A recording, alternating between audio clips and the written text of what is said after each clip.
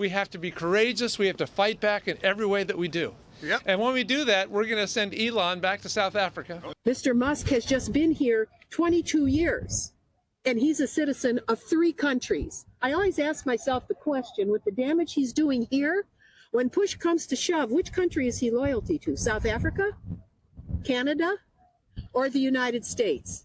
And he's only been a citizen, I'll say again, 22 years. We are fighting for you. We are in the courts. We are in Congress. We are in our communities, and we will hold this administration accountable. And we will not abandon our allies or our humanity. So with that, I say to all of you, be strong. We will fight back. I now recognize myself for closing remarks.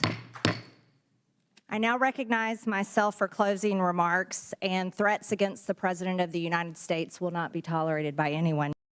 Okay, we started out that top of that sound montage that yet another Democrat Congressman, Don Bayer, he's being anti-immigrant, xenophobic. He's calling for sending Elon Musk back to South Africa.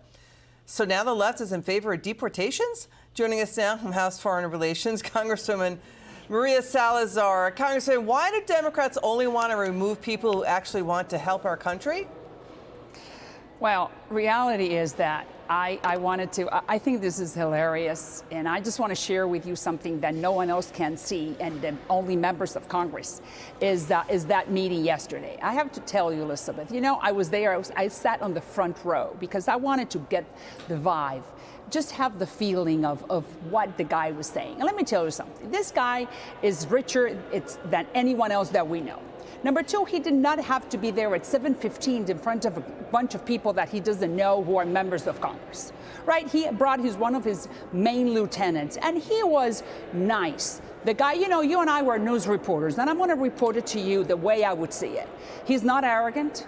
He is highly, he has a lot of patience when we ask questions. He is very respectful to the pin.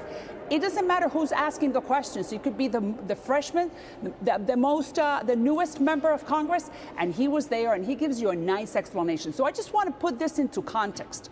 Number two, he doesn't have to be doing this. He could be enjoying his money God knows where. He's doing what Congress did not do in the last 50 years. Yeah. Which is to go and look for programs that are safe, that will make America safer, prosper, and stronger. Yeah, that's it. Why are we complaining? Well, you make great points there, Congresswoman. So Elon Musk is calling this the biggest Democrat scam of all.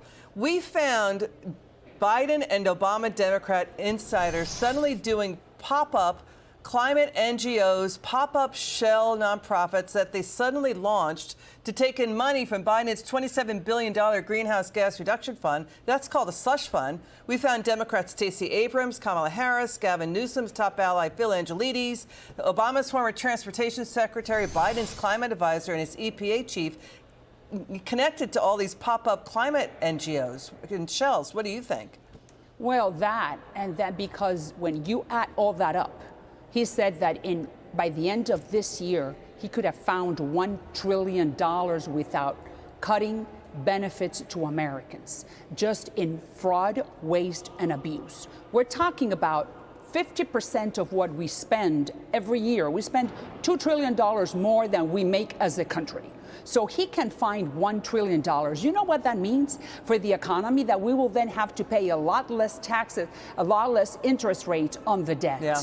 The guy, and he brought one of his lieutenants that looks just like him, and the guy is it's a genius. And he was saying, you know what it is that SBA has given $300 million to people who are 115 years old. Do you think a 115-year-old gentleman could be running any business? Well, That's they found crazy. it. Wow, that's crazy stuff. Congresswoman. I was there. I saw he was doing a great job. Yes, I was right on the first row. You've got the front row seat to this. That's why we'll be asking you to join us again. Great to see you, Congresswoman. Always wonderful.